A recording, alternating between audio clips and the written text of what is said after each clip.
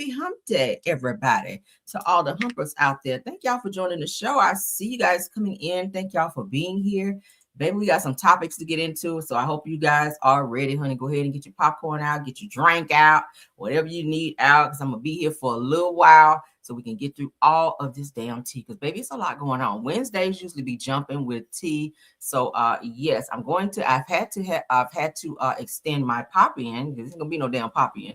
I've had to extend my show just slightly so that you guys can get all of this news that I know you absolutely can use, okay? But thank y'all for being here. Hi. Thank y'all. Come on in. I'm giving you guys some time. Let's get some more music in, honey.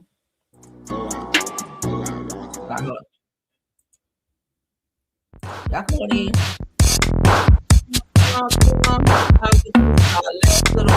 Okay, I'm still here. Y'all come on in, guys. Hey.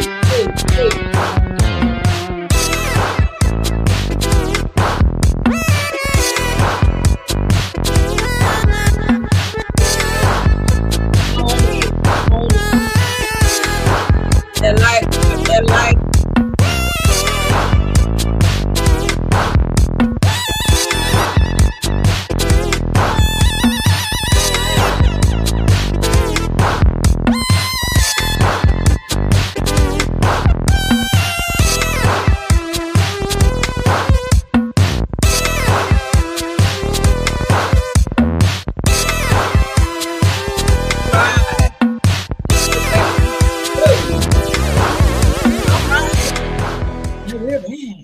Let's speak right quick before we get into the mess, y'all, because we got some mess to get into, Lord.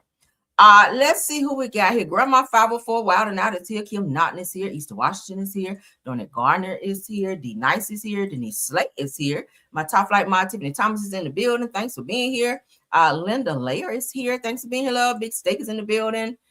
Said where Prince at when you need him. Recipe. Child, okay. Yes. Don't that sound like some Prince music? Yes. Okay. We had to rock out a little bit. Hey, Lori Eden and everyone joining. All right. I know a lot of you guys are in the bushes and it's all right. Some of y'all are still at work, listening in. So great. Tap on that like for me though. Okay. So we can support the video and the show. Let's get into it. Everything said in this video is alleged in my opinion and is used for fair use and entertainment. Let's get into the mess, honey. This whole entire video is mess. We don't really have no politics. We don't have any politics for this video. So I hope you guys are ready to jump in. All right, let me go ahead and get my stuff pulled up. Let's get it pulled up, honey. All right, because the bloggers, child, we got some bloggers just fighting to get ready to be up and suing folks. We got to talk about that. All right. I usually don't get into no blogger mess, but when it's tea, honey, I'm there. Because we got to talk about everything, okay? I'll talk about everything here. I talk about everything, all right? So let's get into it. Tasha K, honey, has put out a declaration. Since everybody's up and suing her ass, she about to start doing the same thing. So she sends a direct message to Sharell'S World. Y'all know who she is, blogger Sharell'S World, because apparently she did a live. Apparently, allegedly, hypothetically, and maybe they put all that shit on there because yeah, don't be coming for me, girl. So she did a live and she mentioned something to the effect of Tasha K mentioning Cardi B's father. R-wording some people and going to jail or something like that. Tasha K had to clear it up. So we about to get into it. And I'm going to show you guys the message that was out there in the response. Okay. Girl. Because y'all know Tasha K is currently fighting again with Cardi B. But there may be an end to this fight. We're going to get into that too. All right. I don't want my mouth so dry. All right. So Tasha K says at Sharell'S World, boo. Okay. Says that opening to your last video is a blatant lie. Not a lie, girl. She says, I have said time and time again that according to my research, I found no record of her father R-wording anyone. Now, for years, I have repeated that this was fake news created by stan pages, yet y'all continue trying to pin that lie on me. Said that you didn't say allegedly or according to, said that you stated it as fact. It said that that's a problem. That's where the defamation comes in. Said that I'm going to take a moment to think about how I want to handle this, because just like I'm held accountable, rather, when information is inaccurate and expected to issue corrections or apologies, maybe it's time I start holding others to the same standard. So it sounds like she's getting ready to go after Sharell'S World for a video that she did, I'm going to say inserting or maybe reporting on a situation between Cardi B and Tasha K. All right, let's get into the message now that you guys see that. So it looks like Tasha K will be going after, or maybe planning to go after, Sharell'S World for getting to talking about this situation between she and Cardi. So I took the liberty of pulling the message. Okay. All right. Let's get into it, child. All right. Oh, my son. Y'all, my allergies is killing me today. Y'all pardon me, okay? Y'all see me wiping my eyes and my nose, child. I'm trying to push through, okay? Ooh. All right, so Cardi says, first things first. My dad never been arrested in this country. Said that my dad is an immigrant from the Dominican Republic. Said that he would be deported if he committed such a disgusting crime. She said that I don't know why y'all like playing these games just for you to be fake mad when I post who got those real mugshots, real evidence, and real cases for R wording. Said to stop playing with me and my family and leave me the alone for real before I start some shit today. I know that shit right. You better let them know, Cardi.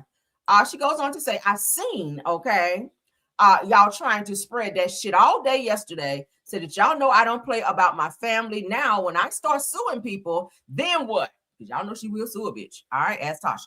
Said that what type of deranged people like to play around with R wording? Said I forgot that whole crew over there got a kink for that. Just fucking weirdos. All right. So Tasha did respond. Let's look at it. Shout out to Even Entertainment, okay, because that's where I saw it and pulled it from. So Tasha said that I'm a liar, just like the. Hold on, because I got a better one. Hold on, let me stop sharing. Because I got a better one. Because I got like the whole thing. I forgot I uploaded that shit too. Hold on. We ain't gotta do that. We gotta do that, baby. Because I got the real coup de grace. All right, let's blow this shit up. Boom. Okay. Yeah. So I don't gotta look at all that. Because baby, it's a lot. Baby, I was searching far and wide. And we found it, honey. Yes, we do. I ain't about to be looking over no words and scratching out and all. I ain't got time for that shit. All right, so let's get into, because I want y'all to be able to see all of this. All right, shout out to the girls of fighting, because maybe they are. All right, so we just read what she said about her father being from Dominican Republic. Let's go down. All right, so they're saying that Cardi B's father, Carlos, Almanzar, was convicted of attempted R wording in 1993 per Nassau County records. This is what they're saying. I'm not saying it. Said that he served 5 years, said that the charge is real, not a fake accusation to smear Cardi. Said check the court docs, public records don't lie. So according to Grok, let me go ahead and put that out there. This person obviously is verified because they have a check mark by their name. So someone by the name of Grok, Grok, said that they pulled up something from 1993 where they said that Cardi's father was an R-worder. I don't know. So Cardi don't be trying to up and sue my ass. I'm just reading, okay? So Tasha K responded, said that I'm a liar, just like the niggas you got babies with being lied to you. That's messy. Said that I will die a liar, but you will die being lied to. Oh, shit. Says she goes on to say, witness intimidation charges coming soon. You can't contact an alleged victim on behalf of someone being prosecuted, and you cannot, okay? So Tasha K continued by saying that, you know what, it's 2026. Let my bald-headed lying ass ignore this. Says it is same shit. Different year, Groundhog's Day-ish. Said that we just transferred $44K cash. Anyhow, Happy New Year, winos. Probably don't want to say that when you owe Cardi. Don't be talking about you transfer $44,000 when you owe Cardi and ask to be on a payment plan out here, right? I don't know. Let me get out y'all business, child, while I stay in your business. Let's continue, girl. I can't stay in your business when I got to be in there, right? Oh, hold up. So Cardi, honey, Cardi's been going off. All right, let's pause this, because baby, she was on somebody's live where she tapped in, and she is going on. So we got to get all of this. If you guys gonna hear something, you got to hear it all, honey. If you hear some of it, you got to hear all of it. So it said that Cardi B said that Tasha K, let's go ahead and share so y'all can see. Y'all know I forget, honey, when I get excited with this tea, honey. My fingers don't click on that button just right. And y'all be like, Cameron, we cannot see. So Cardi B says that Tasha K has caused so much damage in the Black community from alleged lying on legends, and said that Lil Boosie looked better than her.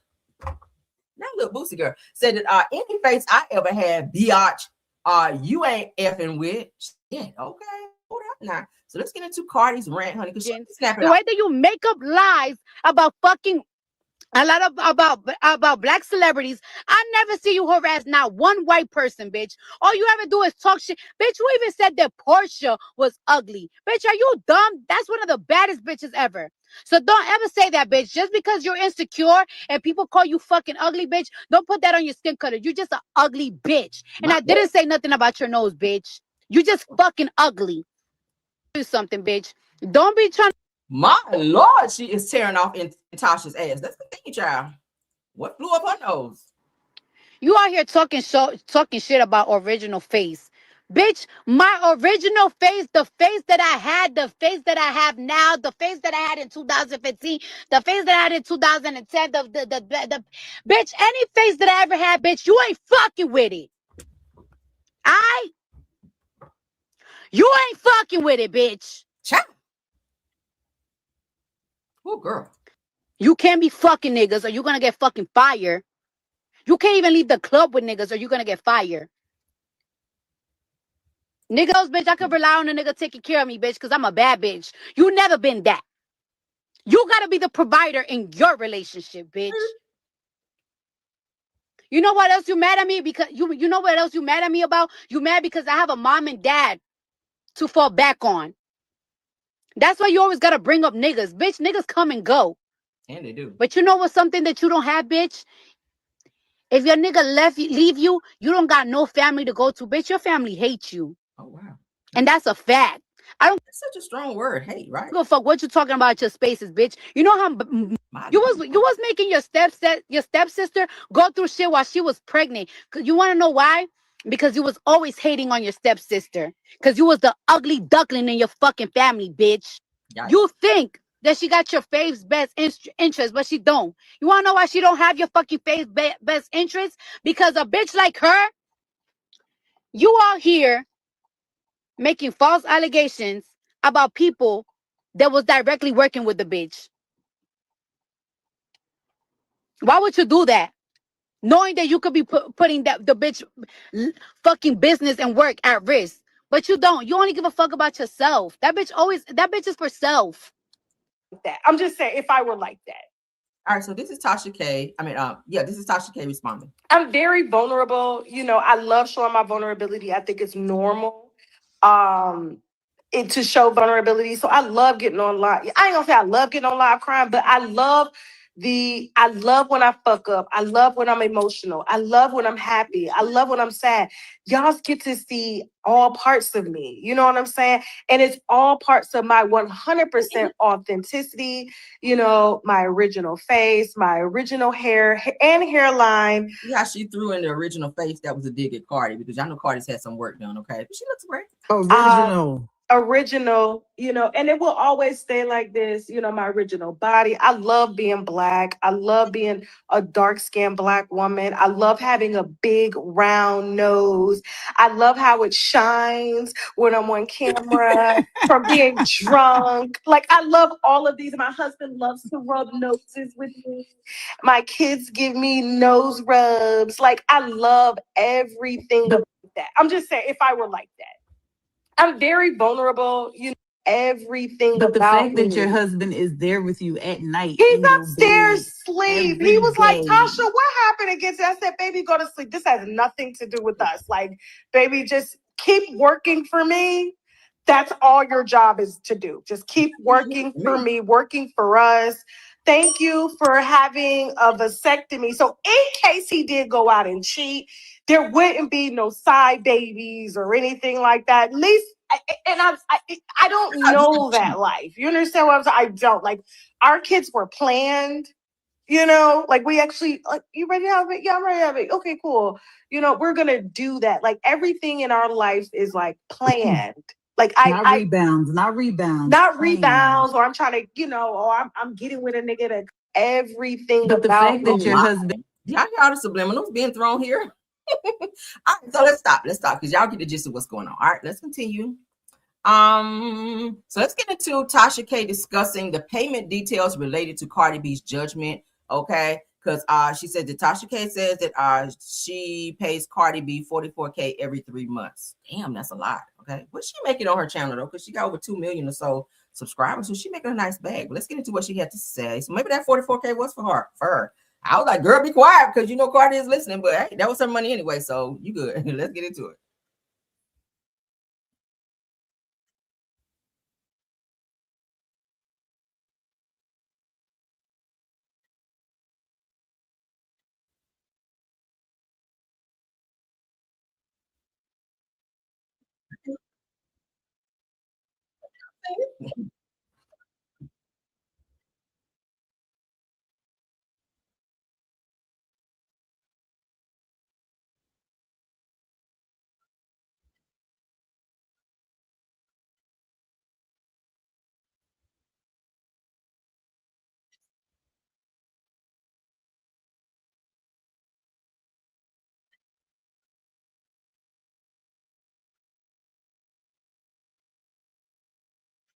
Oh, sorry.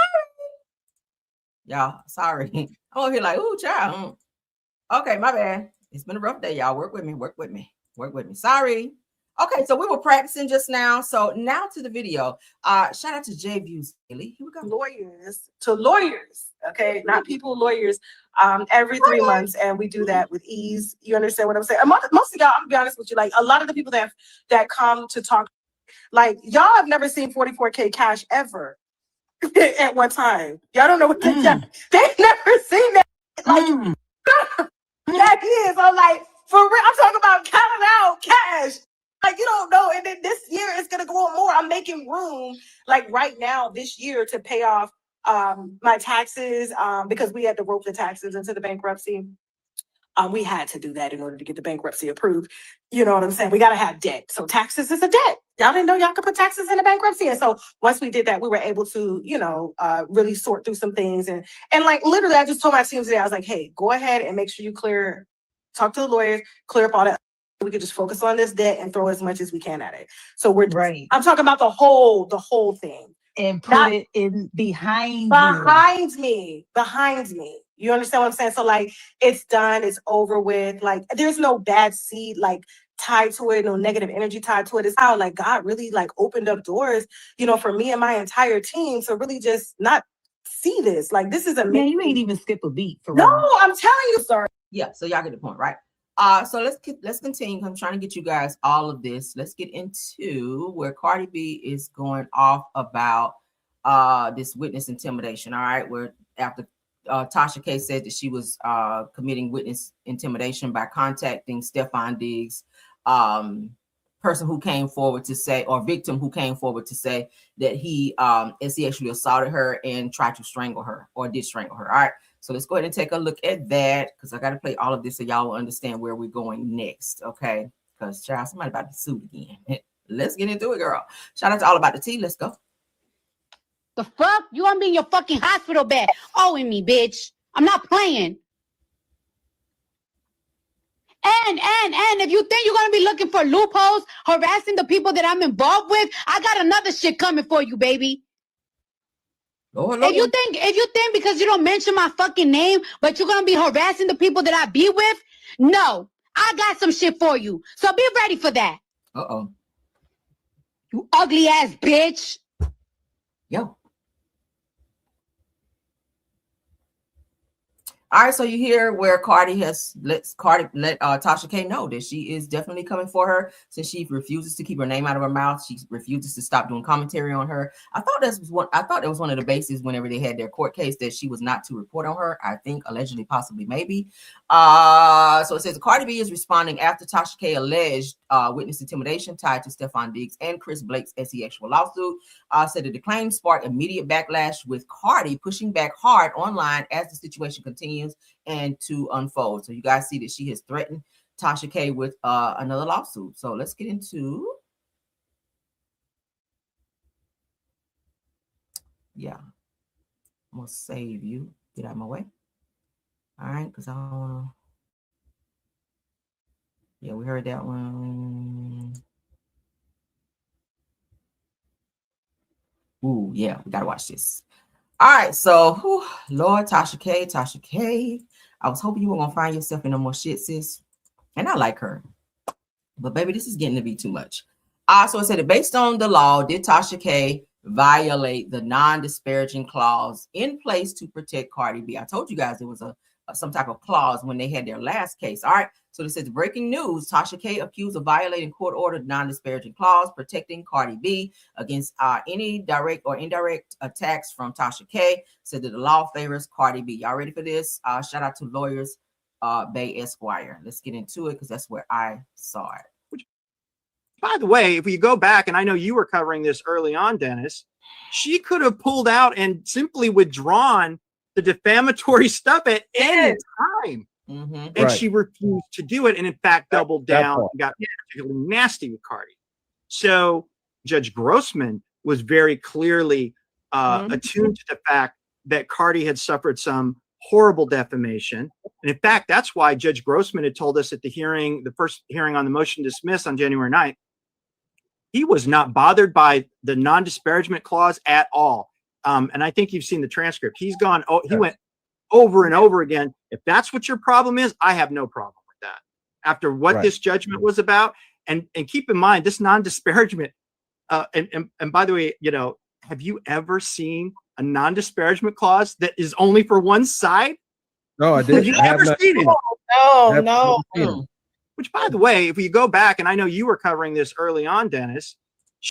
All right. So it said that the law favors Cardi B. What a non-disparaging clause typically prohibits is that in defamation judgments and settlement style orders like Cardi B versus Tasha K, non-disparagement clauses usually bar making derogatory, demeaning, or insulting statements that refer to or concern the protected party directly or indirectly in any public forum, including social media, whether stated as facts, implications, or opinions. Many are drafted very broadly because the court already found malice or reckless disregard. All right, which we saw that in the case between Cardi and Tasha K when they went to court. So violation of the non-disparaging clause. All right, so they're saying here where she says, this is some pink cocaine and sharing a nigga type of chat. Said that I can't win. This convo is below me. I don't know this lifestyle. Nurse. Okay. Y'all know Tasha is messy. So now she's, I guess, alluding to Cardi B using some pink cocaine. Gotta have pictures, baby.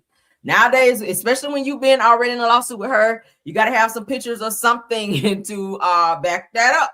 So it says the two direct versus indirect identification importance. A key legal principle here: you do not have a name. You do not have to name someone for a statement to be about them. Y'all hear that?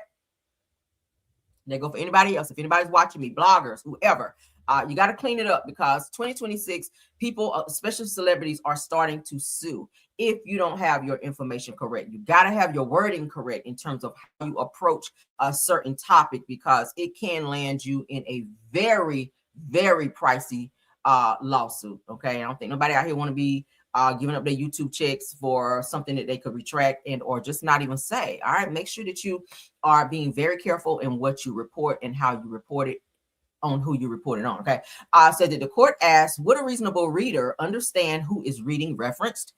Is the speaker's audience aware of the context? Is the speaker intentionally invoking a known dispute? Said that Tasha K and Cardi B have a well-documented public legal history, so context matters a lot. All right, so this is breaking down and it's showing different clauses from Tasha K and comparing what it's asked by the courts that she not do. So violation of the non-disparaging clause. This is Tasha K. You guys see it's verified. Said that this the ninja, I'm gonna say it, ninja must be with one of the other baby mamas that he conceived with this year, and he left the biatch alone, high on pink cocaine. See, said it's giving misplaced anger. Nurse. So again, she's implying that Cardi lashing out online, maybe because she's upset that Stefan Diggs is hanging out with another baby mama, and that Cardi is somewhere high on some pink cocaine. You gotta be able to prove that, Tasha. All right, so as you guys can see here, the accusation of drug use, more degradation, baby mamas, abandonment, gendered and degrading language, no disclaimer that is a satire rather or fictional. Said if a court finds this post is about Cardi B, it will likely qualify as disparaging, humiliating, reputational harm. My God. So of course it said analysis of the specific post that you shared. So they're breaking this down, honey. And this is from an attorney, okay? So this is definitely reputable. All right. So another one says the Tasha K violation of the non-disparaging clause. So why did my lawyer's record record the entire spaces today? So the child, they said that they're done playing games. Says I didn't even know they were listening. Ooh, well, yeah, everybody always listening, girl. As soon as you hit record, everyone is listening. Okay. So you guys can go over to Lawyer Bay Esquire if you want to look more into this, but they have taken clips of things that Tasha K has said here about the witness intimidation on Cardi, which we already read. They break it down here in terms of what she was saying and she should not say. It's a lie. So she might find herself in another lawsuit. I told you guys that Cardi B is saying she got something for her. She's contacting her lawyer. So this may wind up in court again. I really hate this. Okay. Tasha K says here, make no mistake, we aren't afraid of anyone in their lawsuits. I have 3 extremely high profile legal teams that are on standby in case it gets slippery out here. Said that we've been sued dozens of times and have won each of them since 2020. Every time. Says that 2018 was a heavy lesson learned and will never happen again in history. Said that this was my loss for my gains. Said that I have been humbled from that experience and my lawyers have since schooled me like no other. That's why we have continued to operate and thrive in a space and are dominating. Says it looking forward to 2026 and more. Much success to everyone this year. Well, obviously somebody's here where you're talking about the pink coquillon and shit like that. That's something you probably shouldn't have said. Maybe your lawyers might want to go back and brief you again on those things because it sounds like Cardi is coming back for your ass again. I really hate this, y'all. I really hate this. Okay. So it says that Cardi is pushing for a federal case against Tasha K. We're gonna get off this in a second, but I want to give you guys all the information surrounding this because this shit like it's about to get messy. I told you guys in the beginning of my video that Tasha K has alluded to going after Sharell'S world for some defamation stuff that she put out in a video that she said in the beginning of her video about Tasha K that she said was total lies. So she says, hey, maybe I should start going ahead and suing people like they're doing me. But let's get back to this Tasha K and Cardi B situation. Cardi is pushing for a federal case against Tasha K, or they're asking. Obviously, can Cardi B's next move be pushing for a federal case against Tasha K? So the Cardi B's lawyers explain. Oh my God, this is Tasha and her husband admitted to over and over again under oath, they had deliberately moved income and assets from Tasha and their company, Kiwi Studios, to Yaleen Entertainment, which is owned by her husband. And this did 2 things. Number one, as they admitted, they did it to avoid garnishment. And that is textbook fraudulent transfer. Mm-hmm. Anytime I have a debtor that I bring on board, I read them the riot act about you can do whatever you want, but do not lie. Definitely don't lie to me. But don't think you're going to get away with the lie to the court, because what happens is now you exposed yourself to what's called bankruptcy fraud. As they were entering bankruptcy, they were trying to minimize any kind of income available to Tasha. Because we didn't have an honest but unfortunate debtor. We had somebody that was hiding assets and somebody that wasn't being truthful. And so when you're not truthful with someone, what do you have to do? You have to go investigate. And when you don't have trust, or it looks like you find somebody lying to you, you don't believe anything. So Tasha and her husband admitted to over and over again under oath. All right.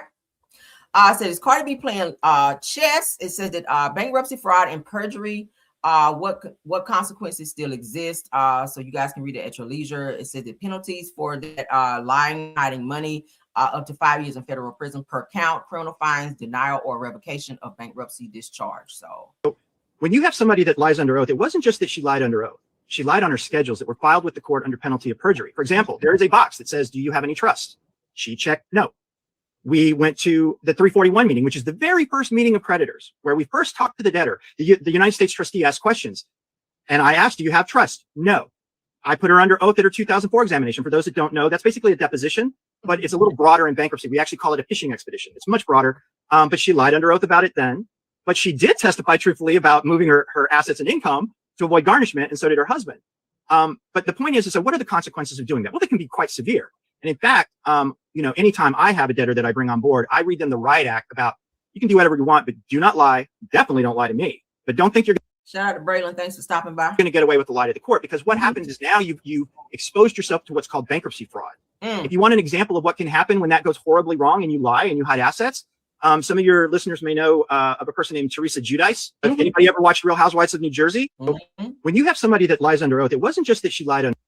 All right, so let's continue on. There's so much to take in here, you guys. So it looks like Cardi is going to spin the block legally on Tasha K, and this time she's taking it federally since she's already gone civilly on her for the last case, and she did win because obviously Tasha K is paying her. Okay, but let's went to jail. Now, here's the thing: as a private practice attorney, I can uncover the fraud, but I'm not a prosecutor. I am not a U.S. attorney. The U.S. trustee could be watching all of this, and in this case, it was. But I don't make the decision of what happens. But what they have the power to do is make what's called a criminal referral to the Department of Justice. Now, here's the interesting question: is it a great thing that she didn't get prosecuted? Well, I don't like seeing anybody get prosecuted. But the issue is bankruptcy fraud is not usually very high up on the list of things that the DOJ is concerned. And I'm glad he said that because they can always spin the block on that. So I would not trigger coming back for Cardi B on any level because you don't want them to spin the block on your ass with this bankruptcy situation, and then you find yourself in more trouble. If there were some inconsistencies in the bankruptcy, I don't know. I'm not an attorney. I know some legal stuff, but I'm not even going to touch it because that's not my area. But at the end of the day, if she lied on certain paperwork and this attorney knows about it, he could push for the case to maybe be reopened or for Tasha K to possibly have to be back in court for that because she's fucking with Cardi B. This is her attorney. So y'all know how attorneys are, child. But let's continue. We're not gonna look at all of this. I just want you guys just to see what is going on because, child. Oh my goodness. You better lay low. Right. Lay low. Better lay low. Right. So y'all see this, child. This is getting legal. Again, Tasha K is going after Sharell'S world, and Cardi B is going after Tasha. So it's kind of like, right. Yeah, I'm gonna say that because Cardi, your mouth's been a little too much for me today, girl. All right, I'm probably gonna have to edit the shit out of my video today. All right, but moving right along, I think we're done with the Cardi stuff. I know y'all tired of hearing Cardi and Tasha. Okay, if I have any more updates on that, I promise I will give you those. Okay, but let's get into this Monique Samuels and Chris Samuels news because she did come forward to talk about some very crazy stuff. Y'all know she does have a book out right now. We get ready to get into that. First, let me put my trigger up because baby, we need it. Okay. I was blown aback that way, girl. When I okay, I gotta put that up. Okay. I hope y'all can see. Can y'all see? Let me see. Let's see. I got my trigger up. Let's see. I don't want it to be too big. If it is, I'll have to drop it down below.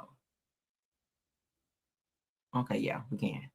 All right, so let's get into this. According to The Girls Are Fighting, all right, because literally the girls are fighting. You hear me? Real Housewives of Potomac star Monique Samuels details physical abuse in her marriage to Chris Samuels in her new book. Y'all, this is crazy. I would have never, I'm going to tell y'all, I like these two together. Even though we know no marriage is perfect, I would have never thought that the things that Monique is starting to talk about that she went through with Chris Samuels at the time of their marriage, I would have never thought that shit was going on because on the outside looking in, I was like, oh my God, this is the perfect couple. Okay, until I started seeing episodes where Chris was being a little aggressive in tone towards Monique, and then she was just kind of looking like, oh shit, here we go. But at the end of the day, I was shocked to hear that they were getting divorced. I mean, because who would have thought? I would not have thought that. But let's get into what she had to say, because y'all, I had to clench my pearls for this shit here. I was like, Lord. All right. So Real Housewives of Potomac star Monique Samuels details her abuse or physical abuse in her marriage to Chris Samuels. Now, in her book, Real Housewives of Potomac star Monique Samuels describes a rare but terrifying moment in her marriage to Chris Samuels when a verbal argument escalated in front of family and friends. Y'all ready for this? Now, Samuels writes in her book in her book that after exchanging heated words that she threw a half-filled plastic water bottle during the fight. So you initiated that physical altercation. Not saying it was right for him to put his hands on you, but when you throw something, for every action, there is a reaction. All right, we got to be fair here. Now, she says that Chris Samuels then chased her, wrapped his hands around her neck, lifted her up off the floor. Y'all know he's a football player, and pushed her through an open patio door until her back hit a second floor balcony railing. Damn. Y'all. She says that she did not fight back out of fear of falling. My God, that's serious, right? He could have broke her back. Now, according to Samuels, he released her after guests began yelling, then later apologized to those who witnessed the incident, not her, and said, and left the home that night. Said the love letters from versions of myself, a memoir of self-discovery, transformation, and healing is out now. That's the name of her book, and the title by Monique Samuels, where she goes into detail a lot of things that she experienced in her marriage, right? She did kind of put 20 on 20 when it came to Chris, like he was the perfect person. They had a perfect marriage. Even when she first came on the show and Giselle and them started picking and prodding, trying to find fault and loopholes and stuff, and holes rather, poking holes into their marriage. I think they had some issues then, but she didn't want the girls to know because she wasn't that close to them. You don't come in the door telling all your business to girls who you don't know, who are already jealous of you and looking for some type of fault to be able to use against you. So I get why she was not as transparent coming in the door, because I ain't that way either. I'm telling you all my damn business when I first meet you. But I never would have guessed that they were going through some physical stuff. I mean, sometimes couples kind of argue, or maybe you may raise your voice a little bit to get your point across, but never grabbing someone and slamming them through a patio door to where they're on the second floor balcony and shit. Like what is that? That's some crazy ish right there. Okay. And Chris, you big as hell, nigga. You are a football player. Like, I can't imagine your strength against little old Monique. But then Monique, you shouldn't have thrown a fucking water bottle. I don't know what triggered him, but baby, y'all gotta stop all this fighting. I can't be with nobody, first of all, raise their voice at me. I don't like that. That's triggering for me. Because I was with a nigga some years ago, okay, before I met my husband, who don't do that shit because he knows it's triggering. But I was with a nigga that raised his voice and try to be a little, rah, rah, rah, but I'm the type of bitch to fight back. You ain't gonna, I'd be like, and I'm that type. But you don't want to be in a situation where you have to do that with somebody, right? You want to be in a peaceful situation that you can love a person and grow with them and all. I don't want to be on the rah shit. That's not me. That's the old me. I'm calm, cool, and collected now. I like to sit back and chill, sip my drink, and just, kind of take it in. I don't want to be with somebody I got to fight and argue with. You feel me? It's okay. Arguing sometimes can be good, though, because it's words that you need to say. Sometimes you just say it with a higher tone and a little more attitude. But at the end of the day, I don't want to be with somebody I want to fight with. I don't want to be with somebody. Nigga, I don't want to be on that. I don't want to be on that. I'm not raising my blood pressure. Like I'm getting older now. A bitch still flawless though. I'm getting older, but I don't want to raise up my blood pressure and get wrinkles that I ain't ready for yet and create gray hairs, because a bitch want to stay as young as she can and healthy as she can. High blood pressure is unhealthy. Okay, raising your voice and always on that fighting shit. That shit ages you. At some point, you got to grow up and be like, okay, anybody that's stressing me out, anybody that's causing me to feel like I got to be in that space, I got to get the hell away from you. That's what you got to do. So big ups to Monique for getting her divorce from Chris, if that's what she felt she needed to do, because I'm be honest, I didn't know all this was going on. So shout out to her for, realizing her worth and moving on. Don't be throwing shit at nobody though. The next guy that you get with, don't be doing that, because that can trigger. All right, moving on. While we're talking about relationships, Candy Bird sat down and she revealed some things. We don't need trigger for this. We don't need trigger for this. All right. Let's get her up. All right, let's get Candy up. Now, I saw a post the other day that said that Candy and Todd were going to try to work out their marriage. Now, when I saw this straight from the horse's mouth, which is Candy, they look like Mama Joyce with that damn wig on, okay? That is giving Mama Joyce. Look. Look at my mouth. And then here, okay? Mama Joyce all day. Baby, you don't wear your mama wig over here. But Candy says that she hopes that she and Todd can remain friends post-divorce.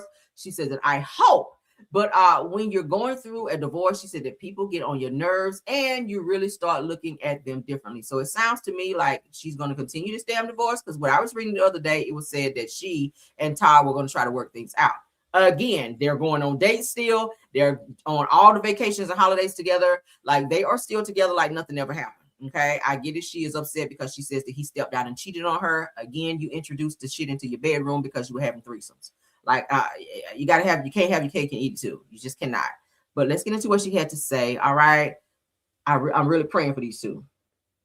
They do have small kids, and I really hope that you don't interrupt, because it is said that when Todd and Kandi get divorced, he has to move out of the house. So that's going to be a little interruption as far as the kids. I'm sure they're going to be crying. I'm sure they're going to be hurt by it. Her kids are young, and that's all they know is daddy's been there. I mean, Todd is there more because Kandi is away, but it's going to be it's going to be a difference for the kids, and it's probably going to hurt them more.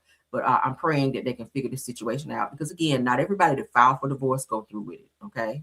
They just don't. So hopefully through some type of counseling, therapy, whatever they need to do, I hope they can figure it out. Okay. Because cheating, I don't ever tell somebody to say if you cheat, because I wouldn't, but they do have small kids and my heart go out to them for that. And I really hope that they can figure it out. Okay. Let's get into what Kandi had to say. You at least see you and Todd being friends after the divorce. Yes. I think after a divorce, I think anybody should be able, hopefully. Don't get me started lying. Age well. I hope we get to be friends. Like, that'll be my goal. But I think when you're going through the divorce, people get on your nerves and you really start looking at them differently. Yeah. So that's why I'm like, I'm hoping that we can make it through unscathed. Anyway, do you at least see you and Todd being friends after? I mean, shit, y'all friends now. It's not, I'm gonna tell you right now, it doesn't appear that they're going through a tumultuous divorce, because like I said, she and Todd are still going on dates, and she got a head on his shoulder. I showed y'all the pictures. They're they seem to be really in a good space. They're spending all these holidays together. They're doing things with their kids. Like their son Ace just had his 10th birthday. Todd was there smiling, right there with all of them, and they appear to be fine. So I don't know. I really, again, I'm praying for them. I'm really, really praying that they can figure this out and that it can be amicable, because it at one point sounded like things were going to get nasty, where Todd is trying to challenge the prenup and didn't want to move from the house and trying to find a loophole here and there and everywhere. And it's just a hot fucking mess. Then he was saying he felt that he should have some ownership for the house because he's helped pay taxes and he should get half equity and all this shit. I was like, sir, who told you that? But I don't know. Nevertheless, prayers for the two of them and their children, okay? Because they are family. All right. Let's get into this no-neck bastard right here. None other than Neck Zeno. That's what I'm going to rename his ass. Neck Zeno. Let's get into Neck Zeno, a.k.a. Benzino, okay? All right. So we just got into it with him and this whole situation with, what's the child name? Althea, okay? Where Althea was saying that Benzino was out here sleeping with Bobby Valentino and da-da-da-da-da. Child. So Benzino is back, going off on Aiden Ross, and demands that he apologize to Dolce. Y'all know who Dolce is, okay? I like her. She's a female rapper. And black women that he disrespected and calls him a demon and a culture vulture, just like Eminem. You should apologize to your ex-girlfriend who came out to say that you made her put on a strap up and allegedly made her put on a strap on and peg you. That'll be a great apology for you to start. So if you apologize to your ex-girlfriend for making her strap up and allegedly pegging you, then maybe, just maybe, Aiden Ross might apologize to Dolce and all the black women. You don't have to apologize to me because I'm not offended. But yeah, maybe. Who are you? The apology dictator? You got a lot of people you should apologize for. Apologize to your daughter for not being there for her. That's why you can't see your grandchild. Apologize to Althea for the way you treated her. Right? It's a lot of shit. You out here asking bitches to peg you. You dating women and asking them to peg you. Allegedly, maybe, hypothetically, all of that. Let me make sure I throw that shit in there. So his no-neck ass don't be going live to my, yes, that blogger, Caramel Rao. Okay, with your no-neck ass. But let's get into what he had to say. This is what happens when y'all let the other man get too comfortable in our culture. It already happened with Eminem. Yeah. When Eminem called black women bitches and made a whole song about it, the internet wasn't around. So, that was the excuse. Like, oh, if the internet wasn't around, he wouldn't get away with that shit. Well, Aiden Ross, you got the nerve to call Dolce a bitch. You got a nerve to call a black woman a bitch.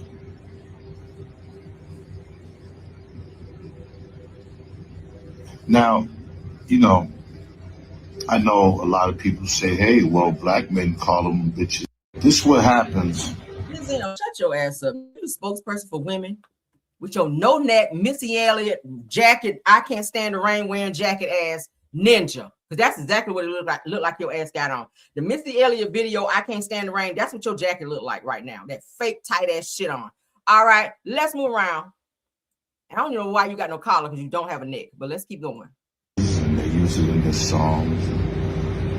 You gotta stop doing that. Stop doing that, black people. Stop making excuses for these culture vultures that get up in our culture and play in our face. Ain't no fucking way that we gotta keep allowing these demons. Not all of them are. It's a demon in you, allegedly asking people to strap up, but continue. But the ones who disrespect, that's what we're gonna consider them. Aiden Ross, you need to apologize. Or what? You need to apologize to Doechii and any other woman that you call a bitch. So you never called a woman a B word. Let me get that. Let me make sure I get that very clear, Benzino, because you are the last person who should be sitting up here telling somebody they need to apologize to women, because you and Stevie J, when you guys were on Love and Hip Hop, that's all y'all did was speak disrespectfully. Y'all was biatch this and biatch that. So we're really not gonna sit up here and act like you are just saved now. Like you done ran out here and got the Holy Ghost somewhere. I hope from not Jamal church, because then it won't be real. But yeah, you acting like you just this changed individual and you ain't never did nothing with this fake ass, tight ass Missy Elliott, I can't stand the rain jacket on, nigga. Like, sit your ass back and stop acting like you have never called a woman to B word, because you have absolutely done so. That's black woman. You can't call black women bitches and get over. Don't matter how much money you got, don't matter how many friends in the industry you gotta apologize, white boy. You gotta apologize to the black queen. Apologize, and you'll show that people make mistakes and we move on. If you don't, you're gonna have problems. Your bitch ass is gonna have problems. Now, you just told him not to call women bitches. Now, here you go calling him that. So why must he apologize when you just turned around and did the very same things you asked him not to do, right? Is that what we're doing? Yeah, you got police, and yeah, you think you got certain guys who are tough around you. That's not it. We're sick and tired. At least I am. Sick and tired of you motherfuckers coming in our culture, robbing us, a black woman, and then playing in our face and disrespecting, being disrespectful to black women. It already happened once with Eminem. Made a whole song about it. Nobody gave a fuck. And then I can appreciate you speaking up for black women, but when I see different moments where you constantly disrespect black women, just like your baby mother, Althea, who is the mother of your son, you have disrespected her to where she's had to get a restraining order against you, and you still pop back up at her house thinking that you was a shit like that, popping up in there like you was, flexing and with your little head and shoulders looking ass, and they took your ass to jail for that. Okay, like you are disrespectful towards women too. Right message, wrong messenger. That's what it's giving. Thank you for speaking up for all the black women like myself, okay, all of melanin and all of that when it comes to black women. Thank you for speaking up for black women, Benzino, but right message, wrong messenger. That's what it's giving. Get your shit right with your baby mamas and women that you've dealt with and disrespected, and then come back, okay? But for right now, we don't want to hear from you, but thank you, all right? I gave you 5 minutes of fame on my show. Goodbye, sir. Moving right along, all right? Speaking of fame, Danity Kane, is a group that I love. They are fighting too. Everybody's fighting. Damn. Is this the fighting hump day or something like this, child? Everybody's fighting today. So Aubrey O'Day from the group Danity Kane denies any new Danity Kane music is in the works. And it shouldn't be. Y'all just go tour and kind of get a feel for you guys being back together. All right. Why she look fake right here? I don't know what's going on with her. And refutes Don Richards' claim of being iced out of the reunion tour. You guys know they did get back together, and Don Richards was like, I didn't know they was even doing anything. I ain't nobody sent me no email, no text message, no nothing. I didn't know Danny Kane was getting back together. Aubrey says, I reached out to her multiple times. So let's get into and see who's lying here. All right. Okay. So she says, just 2 weeks after Dawn took to press to allege that she was intentionally left out of Danity Kane's Untold reunion tour, a jaunt that only features 3 of the group's 5 members, Andrea, Aubrey, and D. Woods, said that Aubrey has broken her silence to refute the claims. All right. So she said, so I reached out to Dawn to come back. Said that it originally started with an agent reaching out to everyone. When I saw her release that, said that I had reached out and said, come back. Said that the reason I don't post the receipts or get into it is that we go right. Hold on, is that we go right back into that divisive Diddy mentality of chaos. Ooh, not the Diddy mentality, girl. Says, and I don't want to revisit that. Said that Aubrey O'Day shared that Verity in a recent interview. And she says, so I just have always kind of let her know a few different times, says that you are welcome back. She said, I kept the shadow on our initial announcement because I hadn't even signed the contract at that point, let alone if any other girls wanted to come forward. She said that we could make room and make it happen. I would love to see all the girls get back together, okay? I know Shannon is not trying to come back. Shannon is married. Shannon has a family. Shannon is the one that had like the red hair, like she was, well, red, and then she was blonde for a minute. But anyway, Shannon is, the one that was real slender or whatever. But I don't think that Shannon will ever come back because, like I said, she's more focused on family, her husband. She doesn't really want to do this anymore. So maybe they can replace Shannon. And it would be great for Dawn to come back because she is missing in the group. You can tell when they perform, it's missing that Dawn piece of the group. If you guys know anything about Danity Kane, I love them. I'm happy that they decided to get back together and tour because they were missed. I hate that Diddy broke up the group. I hate that for them. I do.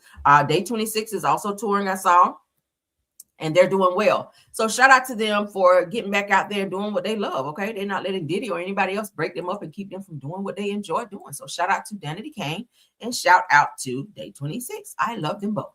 Moving right along, all right? Y'all fans out there?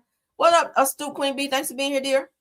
All right, we got content creators up in the house. I see a Braylon is up in here, and I see Stu Queen B. So let's get into this. I did not know that 50 Cent was reaching out to Remy Ma and that he was also helping Remy Ma. Okay, so she is bigging him up. Let's go ahead and play that because it doesn't appear that 50 Cent cares anything about Clarissa Shields because he's been tearing her ass up like all week, like for the past 2 weeks or so. And he and Papoose are beefing right now. Papoose just released a diss song about 50 Cent that no one gives a fuck about. Okay, I said, you got this much energy to be worried about 50 Cent. You need to be focused on paying that $300,000 back to the IRS.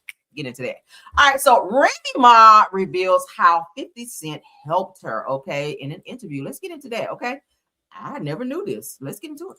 Anyone else that we know that was there for you like that? Because that's when you really see who your friends are. The one besides Keish that I always talk about, and every time I see him, I tell him thank you. Because it wasn't like we was enemies or what, we didn't hang out together. Was 50 Cent, Mr. Curtis Jackson. Wow. Whenever I put in for an appellate judgment or an appeal, he made sure that letters was written.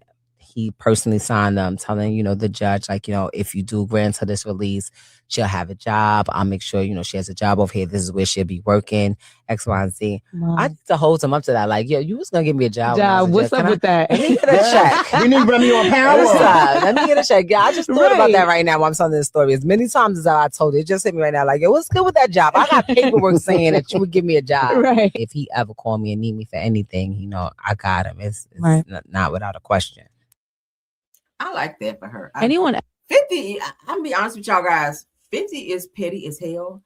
But when you look at his track record and how he helped people, especially the Black community, when they're struggling, when they need a job, like he reached around, and when Taraji P. Henson came out and was talking about how she was not getting paid what she felt she was worth, he told her, hey, say no more. I got you. And I'm going to pay you X amount of money, which was double what she was originally getting paid. So he's always looking out for our people as far as trying to help them. So he does have good intentions. He does have a great heart, but he's petty as hell. I think y'all know that. All right. His petty goes far beyond anybody that I've ever seen be petty. But shout out to him for doing that for Remy Ma. Okay, she said, hey, if dude ever need anything, I got him. Like, I have no animosity towards him, and that's the nigga you want on your team. Okay. I saw a few guys on Power. What's the guy? Rotimi. He also loaned Rotimi a large, substantial amount of money when he was kind of struggling during the time that he got killed off of Power. Y'all remember that? And he gave him a huge loan. The only thing about that is that he was supposed to pay the loan back within a certain amount of time, and he didn't. And 50 Cent did blast him. I ain't like that. But hey, that's how they chose to handle the situation. But he gave him an ultimatum, say, hey, you need to pay me, some little street shit. And he paid him back. So yeah, but so shout out to 50 Cent for always looking out. Okay, I really like that about him. So let's move along. All right, John Legend, honey. John Legend found himself getting ready to. I don't know why John Legend always knows about who's getting essayed and assaulted in Hollywood. He be in everybody's shit. When they had the Survivor R. Kelly documentary, he was testifying in that as well of what he saw and what he knew, and he was talking against R. Kelly. So shout out to him for standing up for people in Hollywood who get essayed and assaulted and stuff like that, because John Legend, honey, he gonna come up and through there. All right, he gonna come up and through there sounding like the damn WB frog. Okay, we're just ordinary people on that shit. But then when it counts for him, like come up in court and testify and shit, he gonna be there. All right, he gonna get up off the piano and come and testify for your ass. So John Legend, honey, is expected to testify in L.A. Reid's sexual assault case trial to begin next week. So L.A. Reid found himself in a situation, girl, where his ass might be up in there with Diddy.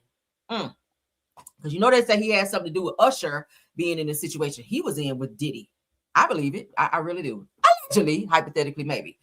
So John Legend and L.A. Reid might be seeing each other in the courtroom soon, right?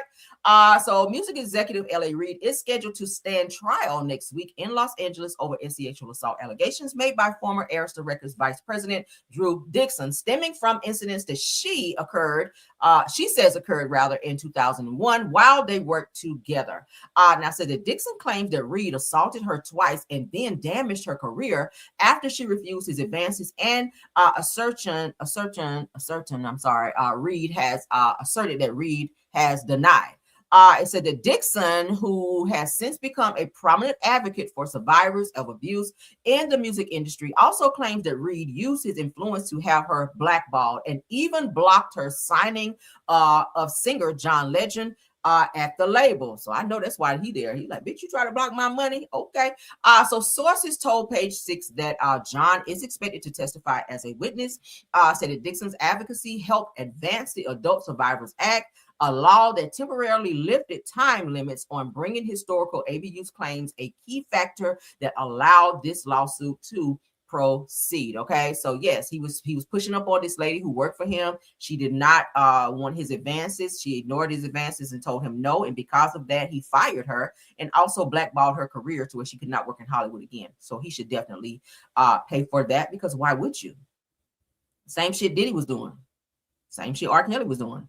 Okay, it seems like this is the Hollywood way, that people feel like because they have a certain amount of money and rank in the industry and labels and all of this shit, that they can touch people inappropriately and do things, and that a woman should automatically just give it up because you're L.A. Reid. And if she says no, or she declined the offer, then you fire her and you keep her from being able to work ever again in the industry for anyone. And I don't think that that's right, because a woman should be able to say yay or nay when it comes to her body, right?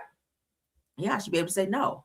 Okay, how fine you think you are? If I say no, if you proceed to touch me or do anything after that, it becomes R-wording and assault.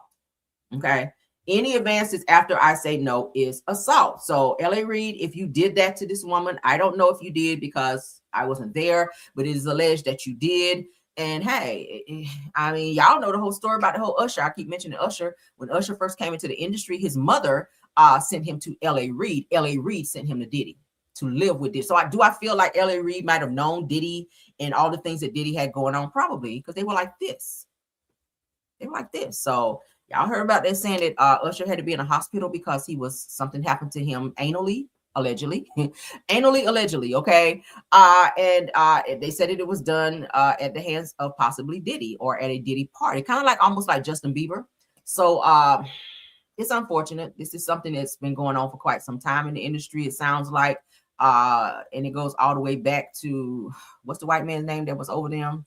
I can't even remember his name, but at the end of the day, it don't matter. Shit, this has been going on for quite some time. I showed y'all a video as well back then where they were saying if you want to be in the industry and if you want to get most record deals or you want to be recognized or be big stars, you got to give up the butt. And that's just how it is. If you want to be a star, big star, okay. They were talking about Chris Brown was originally going to sign with Bad Boy. And somebody tried to offer him, saying that he had to give up some things, and he chose not to do so, and he signed somewhere else. I think he's with Arista or somewhere. He chose not to sign with Diddy. He chose not to sign with Diddy because it was said that they tried to proposition him as well. So that shit does happen. It's a real thing. But L.A. Reid, you should be ashamed of yourself because you're too old for that shit.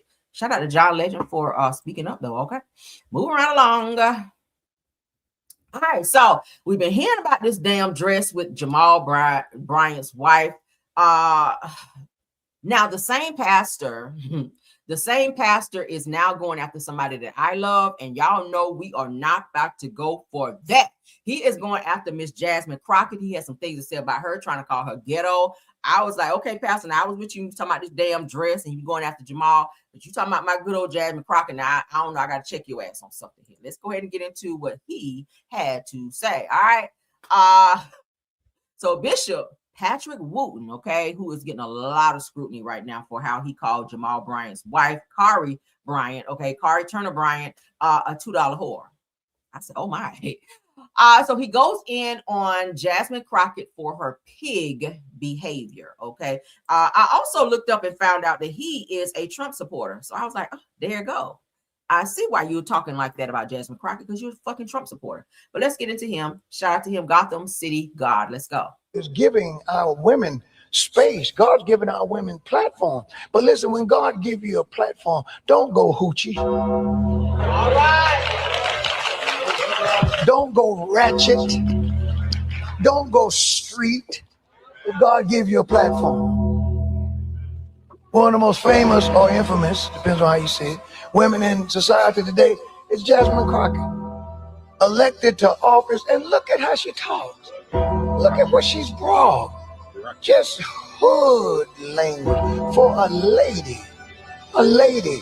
And you know what she's doing? She's living down to all of the ugly stereotypes that they put out there about black women. Just after service, Google them and listen to the things that she has to say. Not responsible for one piece of legislation or anything like that. And all she does is just the cussing and all this stuff for ladies. Mad at Stephen A. Smith because Stephen A. called out. And you know what it proves? If you disagree with them, just like they're doing with Stephen A., they campaign to get you silent. They're telling us. Okay, Gotham guy. Thank you for adding music. But when you add your music, love, and I ain't trying to tell you how to run your shit, but when you add the music, you want to lower it so we can hear what the fuck he's saying. I'm having to damn near read his lips to hear him. Jesus. I didn't realize his music was so damn loud. I feel like I'm at the movies. All right, that's the team. My apologies, guys. To boycott him because he checked Jasmine Crockett. What's that all about? You ought to be able to have a differing opinion and not be dismissed. Thank you, Gotham Ghetto Gospel, okay, morning show. Thank you, okay. But that music was a bit loud. Did y'all hear what he said? He said he raspy and sit your raspy ass voice down. Y'all are cutthroat in the chat. I love it. But he's going after Jasmine Crockett, pretty much calling her ghetto, talking about how she cursed and how she be clapping back. I'll be honest with you, with the position that she carries, it's needed. Because then white people be thinking they can play all up in her damn face and talk to her any kind of way. She is very educated, okay? Why you ain't talk about that? She holds several degrees. She is very educated, okay? She knows the law, she knows politics, and she is getting ready to run for a higher office, and I do think she deserves that. So instead of looking at her delivery, because sometimes your delivery up there ain't good. Some of the words that you're saying in the pulpit, I haven't heard you not one time go into your Bible and read scripture. It sounds like your sermons are based around what's going on in the world, okay? Be in the world, but not of the world, okay? Yeah, I ain't even a preacher, I know that. But at the end of the day, I really feel like he needs to dial back on worrying about what's going on outside. Thank you for talking about the dress, okay? This is not a podcast. This is church. Or people come to church to hear the word, not about no damn Jasmine Crockett and how she talked to people and how she cursed. Like, no, you too invested in the world What's going on in your Bible? Or do you ever read it? What's going on in your Bible? Said we're not at WWE SmackDown, baby. That's what it sounded like, didn't it? I said, damn, I'm over here looking for the volume. Like, oh, I can't control that. But damn, sir, all right. Ugh. So I told you guys I was going to try to find the clip where Karri, y'all know that Karri and Jamal, they're at it was a part 2. I ain't going to play it though, because I'm sick of his ass. Well, I pulled it, so I might. So yeah, I will, I guess, after Karri. So Jamal and his new wife went on Tamron Hall. I told you guys they were going to be on there today. There's a clip that's been released. We're not going to look at the whole interview because I don't damn care. I'm sick of this shit with the dress. I'm surprised that they're still carrying on. Like, you're seriously going on a tour about the dress and the appropriation of this damn dress. Like, why? I thought this shit was over. Jamal, you already addressed it at your church when you should have been preaching a sermon, okay? Now you're sitting up on Tamron Hall and you guys are still going back and forth about this damn dress. It's giving clout chase at this point. Like, y'all ain't got nothing else going on in y'all life, in y'all marriage, in y'all world. Like, what? Okay. So Pastor Karri Bryant responds to critics of her viral dress. Okay. She's very well spoken. I really feel like y'all putting 20 on 10 with this damn dress situation. I'm sick of this shit. Okay. So Pastor Jamal Bryant and his wife, Karri Turner Bryant, chopped it up with Tamron Hall about the ongoing conversation surrounding her dress from the UNCF Atlanta mayor's ball or mass ball. And she responded to folks who criticized her for her choice of dress. Shout out to the Shade Room. Let's hear what she had to say. Did you have even a sliver of doubt before you walked out to go to the event about the dress and that it might create a stir? People have said, oh, she knew it would get this reaction. My ego is not that big. Wow. I don't dress for people. I dress for myself and for my husband. I am a wife. Yeah. I'm a wife, I'm a daughter, I have a doctorate, I'm a professor. There are plenty of things that I do. And the challenge is we often want to see a woman be one-dimensional. I am multi-dimensional. I carry multiple titles. Now, what you choose to call me on whatever day is fine for whatever that might be. But I think that there is this idea that a woman can only be one thing. And one. Did you have even a sliver of doubt before you walked out to go? Once I happened to marry a pastor, I happened to fall in love with a man who is a pastor, right? And so with that came the title of First Lady. But there is no book for that. There is no manual for. Okay, so that's the dress that they're saying is in question. It has the appearance, rather illusion, that is a see-through dress, but it's not. Okay, let's continue. What that looks like. And I have decided that the title does not define me. I define what the title is. Once I needed to get this straight. So this is Jamal. For those of you that have not seen it yet, this is Jamal responding to what people had to say about his wife's dress. While he should have been doing a sermon, he's up here clapping back, reading people down, talking about people's weight, etc. Just on some fuck shit. Like, I gotta say it, Jamal always does that. It's a fine line. It's a fine line. And that was not the appropriate place when you have a whole podcast. I said it before. I'm going to say it again. Maybe your podcast was a great place for you to sit down and talk about this. Church service, absolutely not. Let's continue. Needed to deal with it head on because the other day the internet went crazy about a dress my wife had on. Now, they didn't say anything about the $4 million that was raised for the United Negro College Fund. They never mentioned that she prayed until heaven came down. They never said anything about this was the largest fundraiser for for HBCUs in the country. But insecure, jealous, petty, small-minded people got in their feelings and set up a false barometer of holiness based off of a dress. Now, you got to help some people because some people have embraced the full knowledge of ignorance without any assistance for I needed to get this straight. Yeah. So y'all hear how he went with that? Just insulting people because you're mad that they have an opinion. Everyone has an opinion, just like everyone has asshole. And you come off as being an asshole since we're speaking on assholes. What do y'all think about that? All right, so that was her response. That was her response on the Tamron Hall show. Who cares how many degrees you have? I'm gonna be honest with you. Upon looking at the dress at first sight of the dress, it did appear that it was see-through. Do I feel like that shit was appropriate for? And I'm gonna say it right here on my channel once and for all. Do I feel that the dress was appropriate for a first lady, for a pastor's wife? Probably not. Okay, the dress is beautiful. The dress is beautiful. Okay, but I do not feel that that should have been your dress of choice. Stepping out with the appearance or the illusion that you could see through your dress and see all of your unmentionables, even though you could not. I don't feel like it was appropriate. Even though you guys were at a ball, at a setting, mass ball, and all this other stuff, great for you. But I feel like there was something else that could be worn, because you are in the world, but not of the world. You want to present yourself as a pastor's wife, as a woman of the cloth, as you call yourself. You're saying you're a pastor as well. You have to dress as such, okay? You could easily, if you take that little bow shit off at the bottom, if you cut that off, you could wear that to the club, you know, or somewhere like that.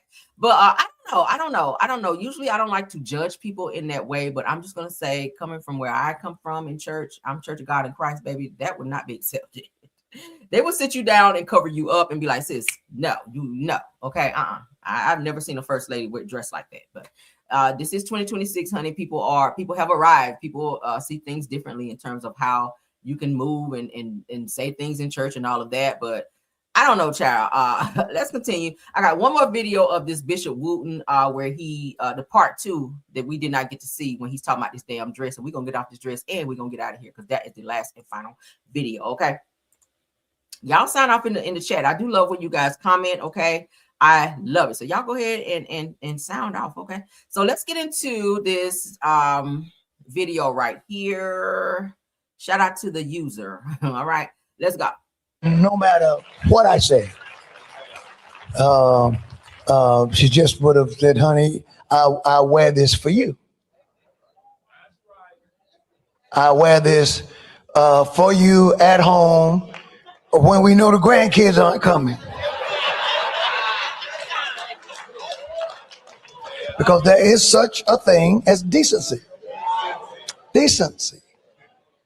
Y'all don't like me. But in public, at an event where everyone will see, I don't know of a greater way for a man to demean his wife.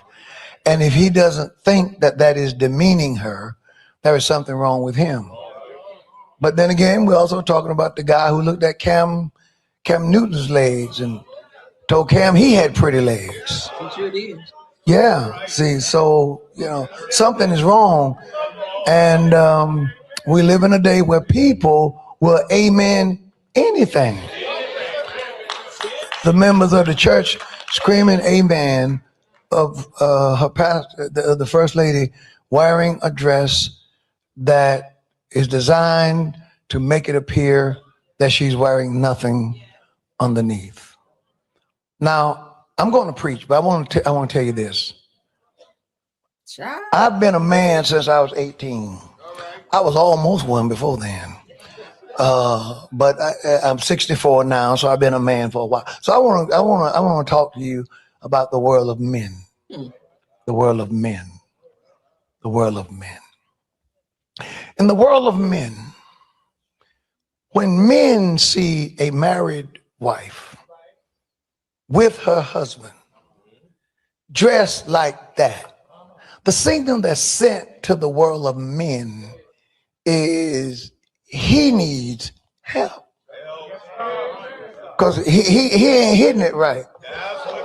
Not hitting it right, Pastor. In the world of men. I said the world of men. Now, ladies, don't judge me. You don't live in the world of men. You don't know nothing about the world of men. You ain't never been a man, and you're not going to be a man. But in the world of men, when men see that, my God, she's begging for help.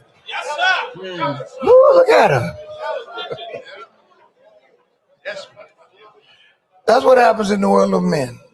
Amen. Now, whether it's true or not, that's what happens. Wow. And can I give you some observation? I have pastored here. I'm in my 38th, is it 38 or 39th? No matter what I say.